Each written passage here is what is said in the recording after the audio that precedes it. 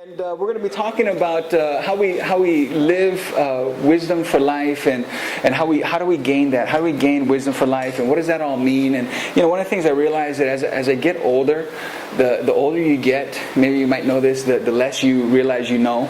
As you get older, the less you know. I mean, when you're a teenager, or when you're in your early 20s or something, you think you know everything, right? I mean, you are invincible. I know it all. Don't tell me what to do. That kind of thing. But then as you get older, now look, I'm not old. I'm still in my 30s, okay? And I'm hanging on for dear life. I'm still in my 30s, but I just realized, man, the older I get, the less I know. And so what do we mean when we're talking about wisdom for life, man? I mean, what is that? How do we gain that? And what does that actually mean for us to talk about wisdom for life? And I think that it comes down to this statement, that wisdom for life comes when we live in such a way that we live with no regrets. Yeah, I'll say it again. That wisdom for life comes from when we live in such a way where we live where there's no regrets. That is where we can maybe stand back and look at our lives and realize and say, well, I have no regrets. Yes, I've made some mistakes along the way. Mistakes will happen in our lives, but I can still live and say, man, I have no regrets. Maybe sometimes it's just enough to say, maybe at the end of a day, do I have any regrets? Or at the end of your week, or the end of the month, can you look back and say, I have no regrets? Or maybe at the end of the year, I lived that year with no regrets. And I think that's the wisdom for life, where we can stand back and look and say, okay, even though there were some missteps along the way, there's some issues and circumstances that came up, I can still say that I live with no regrets. Because, let's face it, mistakes are a part of life, but learning from those mistakes are very, very important. And I'll give you an example. I was at a conference recently listening to this guy by the name of Guy Kawasaki. Guy Kawasaki is a businessman. He's actually a venture capitalist where he invests money into these new businesses. And he's a very rich guy, a well-known guy in the business world and computer world. He worked for Apple in the early days and helped get Apple off the ground into the successful place that it is today. And so Guy is speaking at this conference, and he's talking about how one day he was at home and he got a call, and the other person, the person calling him was asking him to come in for a job interview. And the person was explaining to him what the job was, and it was to be a CEO of this brand new company. And so Guy was kind of saying, okay. And in the end, he turned him down because he told him, first of all, it's too far to drive to where this company is located. And secondly, I don't think your business idea is going to work. And so he said, thanks, but no thanks. Well, come to find out that company that was calling Guy to come work for him is this little company. You may have heard of it. I'm not sure. It's called Yahoo.com. Anybody heard of that? Yahoo.com?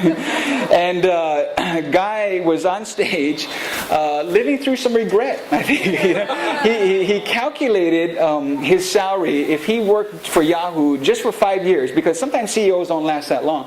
And so if I just stayed for 5 years, he calculated his stock options and what the market was doing at that time, and he said he probably would have had an income of about $2 billion. $2 billion. And he turned it down because it was too far to drive and it wasn't going to work anyway. Guy was confessing in front of a group of pastors about some of the regrets. And you see, we can stand back and we can look at our lives and we can rehearse all the mistakes that we've made in our lives. And we can say, man, I have so many regrets. But here is the key. What I believe, the key to gaining wisdom is that first point there, is that wisdom for life can be gained from learning from other people's mistakes.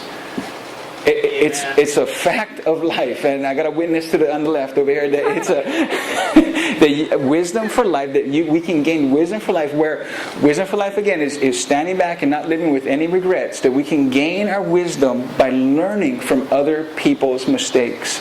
John Maxwell said this once. John Maxwell is this leadership guru. He used to be a pastor. He said, "Good leaders learn from their own mistakes." great leaders learn from the mistakes of others.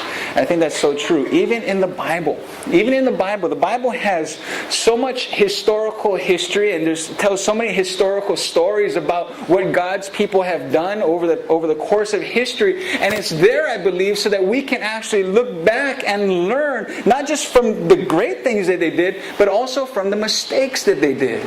I always think of King David and how he was the greatest king that Israel had ever known, and he was the warrior king, and he led Israel into some of its greatest days, and that he conquered so much land and stepped into so many things that God was doing, and he killed the giant, and he did all of these great things, but then David was also a murderer.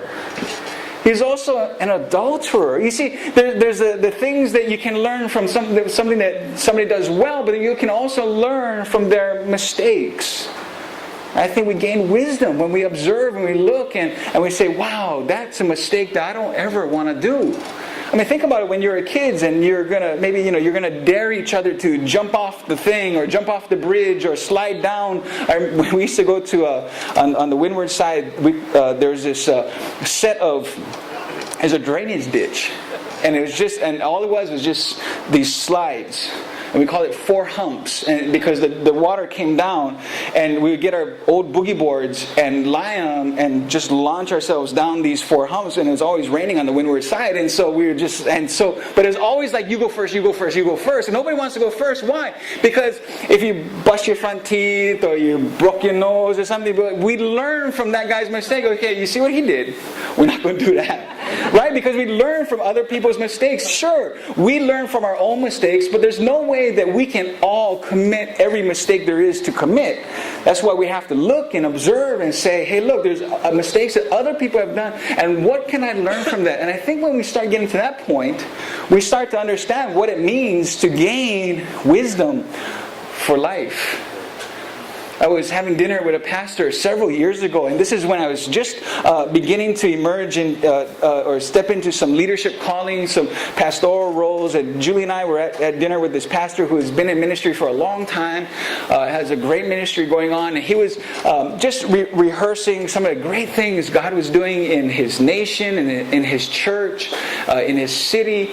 And we were talking about this at dinner, and then at a moment in the dinner, I turned to him and I asked, Pastor, what is one thing that you wish you did differently? What is one thing that you wish you in other words, what's one area that you blew it? But I asked it nicer. I said, what is one thing you wish you did differently? And he looked at me, and in that moment, you know how when a person's eyes fills up with tears? That was that moment. He looked at us, and his eyes filled up with tears, and he said, I wish I spent more time with my children. I wish that I wasn't so busy building the kingdom of God and doing all these things and flying here and speaking here. I wish I just spent more time with my kids.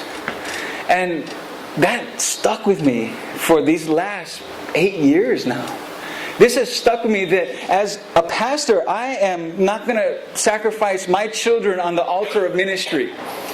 I'm not going to sacrifice them. And see, but I picked up some wisdom for life because I learned from somebody else's mistake. Now, I know this pastor, I know his family, and he has adult children now, and they're doing very well. Nobody has gone sideways or anything like that. They're serving in the church and those kinds of things. But learning from other people's mistakes, I think this is how we pick up wisdom for life. And over the next 4 weeks, we're going to be looking and observing the life of this man named Solomon, and we're going to be kind of peeking into his personal diary. Anybody ever peeked into somebody?